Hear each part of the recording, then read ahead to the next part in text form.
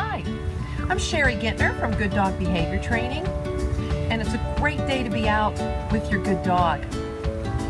I have been training dogs for almost 30 years, loving animals since I was very little, and I believe in all positive dog training because it's kind and it's fun and it's good for everybody. Adults can do it, children can do it, and all dogs love it from a very young age all the way until they're full grown. Lots of people ask me, how do dogs learn? Well, the way dogs learn is through consequences and associations. Let's give you an example. With consequences, if my beautiful dog runs up to me, slides into a sit, and looks in my face, it makes me happy. I want to reward my dog for doing that. So I might pet my dog. I might tell my dog what a great dog she is. If I have a cookie in my pocket, I have a cookie in my pocket. So if I have a cookie in my pocket, I might give her a cookie as a reward. It was all good for the dog. The dog had a wonderful experience. The dog will be more likely to repeat that sitting behavior in the future because it was good for her. The consequences were good. Alternatively, my dog could run up to me and jump all over me, but what I would do is I would ignore her. I wouldn't say off because that would be paying attention to her. I wouldn't respond to her in any way, and those consequences wouldn't be good for her. She would not have, that would not be fun. That's not what she would expect, and she would be less likely to repeat that behavior based on those consequences. They were not rewarding. So those dogs learn through consequences.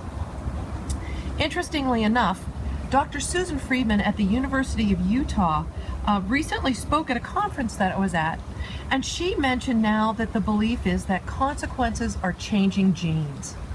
A dog's behavior repertoire is made up of nature, what the genes that his or her parents give her, and nurture, which comes from the environment.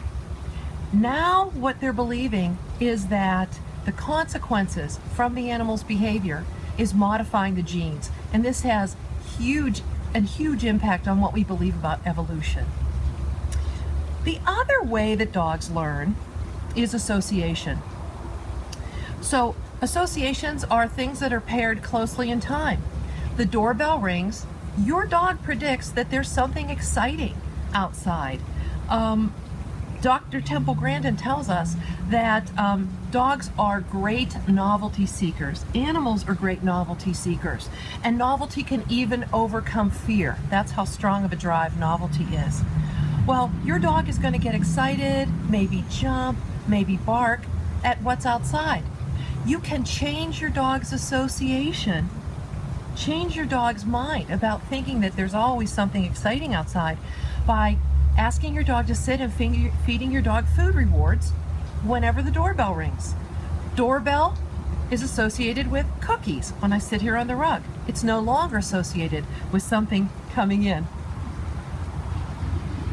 So what are the implications for this for you training your dog?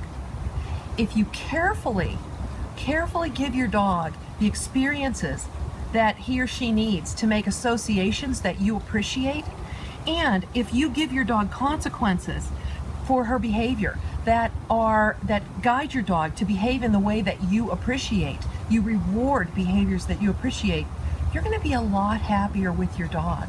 Your dog is going to grow into a dog that has behaviors that work for you as well as him or her. So if you want to connect, you can find me on Facebook. You can look up GoodDogBehavior.org, my website.